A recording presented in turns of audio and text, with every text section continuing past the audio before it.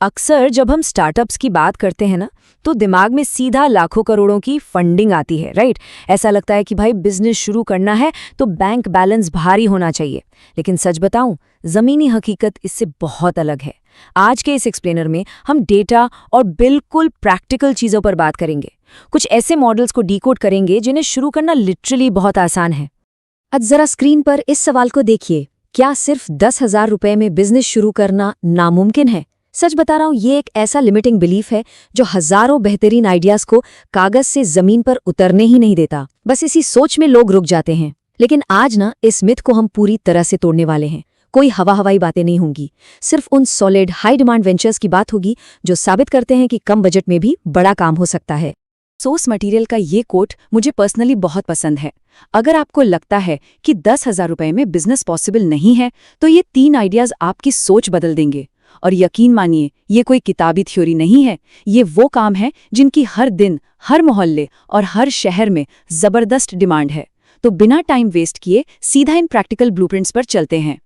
तो idea number 1 है water tank cleaning service, यानी पानी की टंकियों की जरूरी मेंटेनेंस।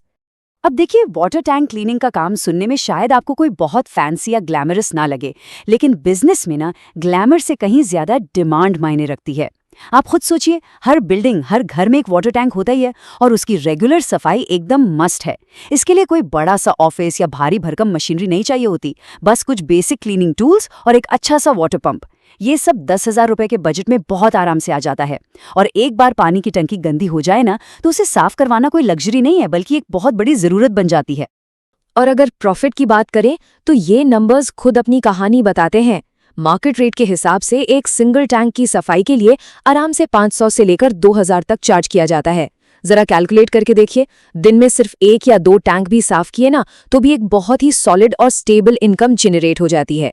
ये पूरी तरह से एक सर्विस बेस्ड मॉडल है, जहां आपकी मेहनत ही आपका सबसे बड़ा इन्वेस्टमेंट है। चलिए, अब आते हैं आइडिया नंबर 2 पर, मोबाइल एक्सेसरीज का स्टॉल, खासकर कवर्स और टेम्पर्ड ग्लास। आजकल हर किसी के हाथ में स्मार्टफोन है, राइट? और जाहिर सी बात है, हर फोन को सुरक्षा भी चाहिए। तो ये एक ऐसा मार्केट है जो बस बढ़ता ही जा रहा है। इसका सेटअप इतना सिंपल है कि क्या बताऊं, बस एक सड़क किनारे छोटी सी टेबल या एक कॉम्पैक्ट काउंटर से शुरुआत की जा सकती है। मतलब एंट्री बैरियर तो ना के बराबर है। जब भी कोई नया फोन लेता है या उसका पुराना स्क्रीन गार्ड टूट जाता है, तो वो इंसान तुरंत नया टेम्पर्ड ग्लास लगवाने भागता है। और इसके लिए कोई बड़े शोरूम नहीं जाता, लोग अपने आसपास के लोकल स्टॉल को ही प्रेफर करते हैं। यहाँ सबसे क्रूशियल पॉइंट है इसका प्रॉफिट मार्जिन। एक सिंगल टेम्पर्ड ग्लास बेचने और लगाने पर 50 से 150 रुपए तक का सीधा मार्जिन आसानी से मिल जाता है। डेटा के हिसाब से अगर आपने कोई ऐसी लोकेशन चुनी जहां लोगों का आना जाना काफी है, जिसे हम फुटफॉल कहते हैं, तो रोजाना 500 से लेकर 2,000 रुपए तक की कमाई कहीं नहीं गई। बेसिकली ये पूरा का पूरा वॉल्यूम का गेम है। जितने ज्यादा कस्टमर्स, उतना ही ज्यादा आपका प्रॉफिट। अब बात करते हैं आइडिया नंबर 3 की, होममेड अचार का बिजनेस। एकदम परंपरा और घर का असली स्वाद। ये बिजनेस सीधा हमारी परंपरा, घर के उस टिपिकल स्वाद और हर किचन की डिमांड से जुड़ा हुआ है। हाँ, ये सच है कि मार्केट में बहुत सारे बड़े बड़े कमर्शियल ब्रांड्स पहले से मौजूद हैं, लेकिन लोग आज भी ना वो ऑथेंटिक दादी नानी वाले घर के स्वाद को ही ढूंढते हैं। अब इसमें ऑपरेशंस कैसे काम करते हैं? आपको शुरुआत में कोई बड़े बड़ी ड्रम भरकर अचार बनाने की बिल्कुल जरूरत नहीं है। बस छोटे छोटे बैचेस में काम शुरू कर सकते हैं, ताकि क्वालिटी और वो असली स्वाद एकदम बरकरार रहे। बस एक चीज का ध्यान रखना है कि पैकेजिंग एकदम स्ट्रॉन्ग और प्रोफेशनल होनी चाहिए। फिर इसे लोकल दुकानों पर या ऑनलाइन प्लेटफॉर्म्स पर बेचा जा सकता है।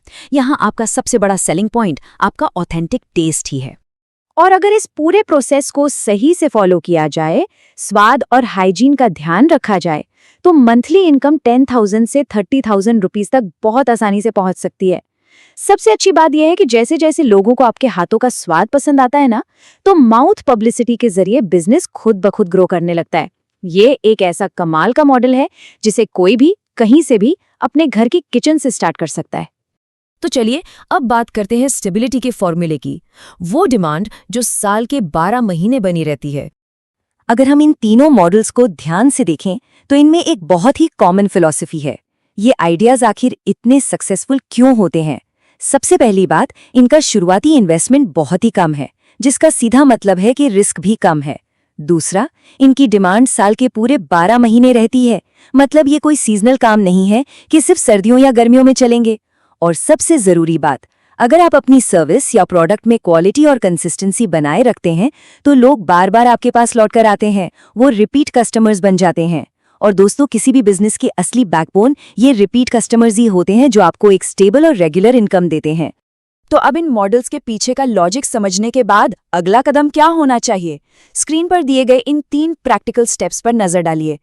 स्टेप 1, अगर इनमें से कोई भी बिजनेस आप शुरू करने का सोच रहे हैं तो कमेंट्स में उसका नाम लिखिए ताकि हम एक डिटेल्ड सेटअप गाइड आपके साथ शेयर कर सकें। स्टेप 2, इस एक्सप्लेनर को अभी सेव कर लीजिए ताकि जब आप शुरुआत करें तो ये सारी इन्फॉर्मेशन हैंडी रहे।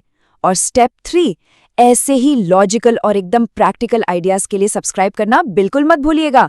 इस चर्चा को खत्म करते हुए मेरा आपसे एक बहुत ही सीधा सा सवाल है। जब मार्केट में साल भर की डिमांड मौजूद है और बिजनेस शुरू करने का इन्वेस्टमेंट भी 10,000 रुपए से कम है, तो फिर एंटरप्रेन्योरशिप में अपना पहला कदम बढ़ाने से आपको कौन सी चीज रोक रही है? अवसर सच में बिल्कुल आपके सामने है, बस जरूरत है तो एक सही माइंडसेट के साथ शुरुआत करने की। तो बस आज ही सब्सक्राइब करें और कमेंट्स में हमें बताएं कि आप कौन सा बिजनेस शुरू करने वाले हैं। आज के सेशन में जुड़ने के लिए बहुत बहुत धन्यवाद। मिलते हैं अगली बार एक और दिलचस्प टॉपिक के साथ।